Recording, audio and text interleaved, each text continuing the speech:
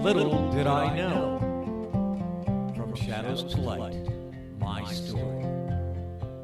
Chapter 1. From Shadows to First Light. Born into chaos and love in Cohoes, David, the youngest of the Liddle triplets, learns early that memory, shame, class, faith, music, and masculinity will tug him in different directions.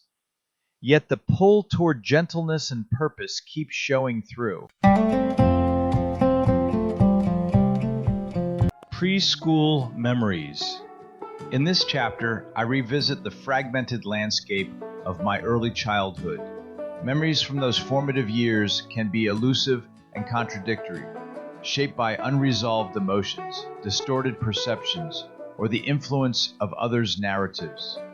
While they are not always reliable in a literal sense, these recollections remain vital in understanding the roots of my identity and emotional landscape. One memory stands out vividly. I remember sitting at the kitchen table with my two sisters, perched on a long wooden bench, waiting eagerly for dinner.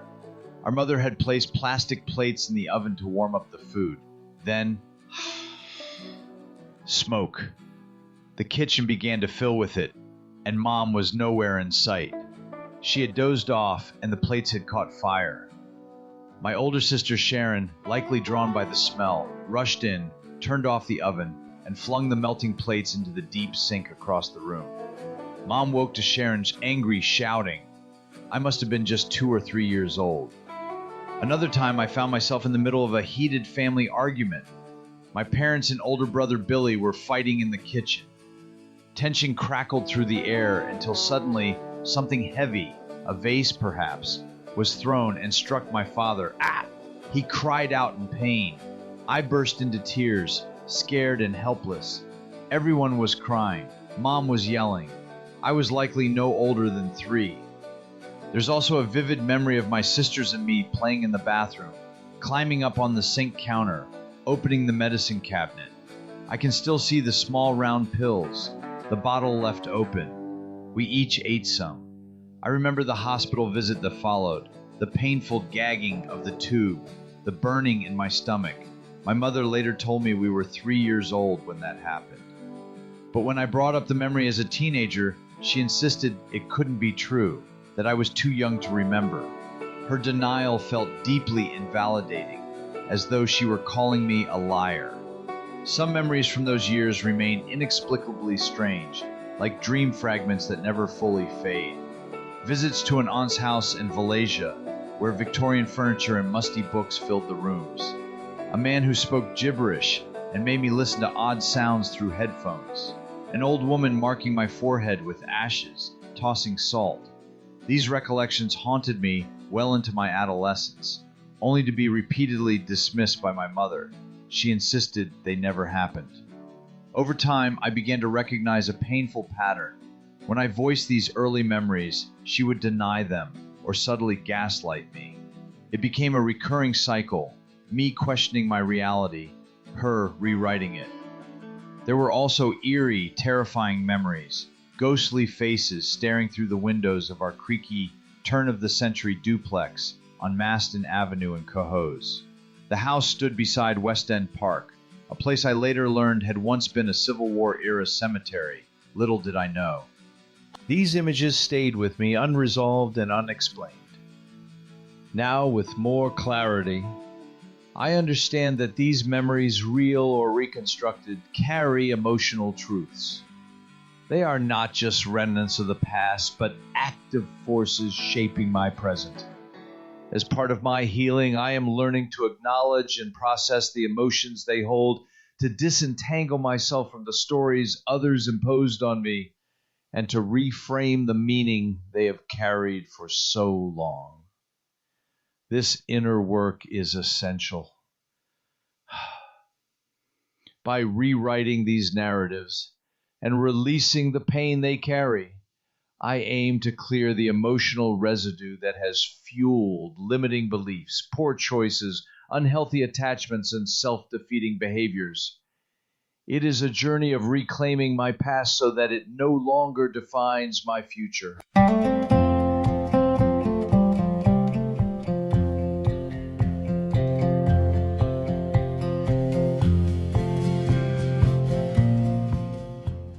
thank you for spending this time with me, the Pussycat Wizard. These moments we share, whether in shadows or in light, are threads in a much larger story, one I'm honored to tell with you beside me. As always, the journey continues. The next chapter subsection is waiting, and I'd be honored if you'd walk with me a little further down this road. Until then, keep the wonder alive, and I'll see you in the next episode of Little Did I Know.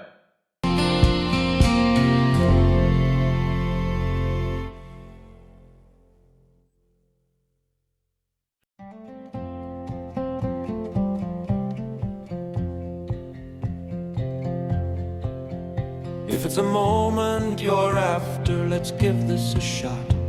3 quick breaths in through the nose, believe it or not, it will render you happy in the sunshine of the day. I love living in Bisbee and no, I am not gay. The flowers do smell so wonderful in spring. I sit on my porch, a throne for a king. My libido is for magic, man or woman it's not. So celibacy, I'm after magic mushrooms and pot. It's my life, I've chosen, like it or not. Bullfrogs and butterflies, Aunt Ruth, she had wrote, if music's like living, then I love every note. Bullfrogs and butterflies and plenty of pot.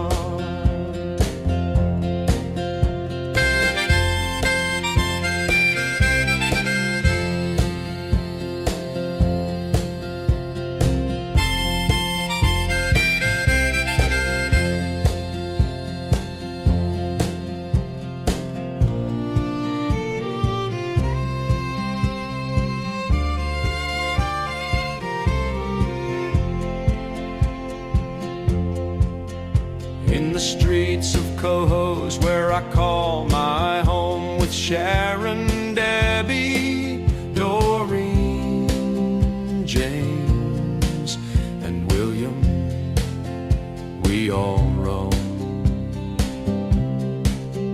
From the block to the park, we never walked alone. Through thick and thin, siblings forever, tightly sewn. Playing ball in the playground under the summer sun, running through the alleys, feeling free and young where the Hudson River flows. We found our fun. Cohoes, the small town where childhood begun. I sit on my porch, a throne for a king. My libido is for magic, man or woman, and it's not. So celibacy, I'm after magic mushrooms and pot. It's my life, I have chosen, like it or not. Bullfrogs and butterflies, and Ruth, she had wrote, if music's like living, then I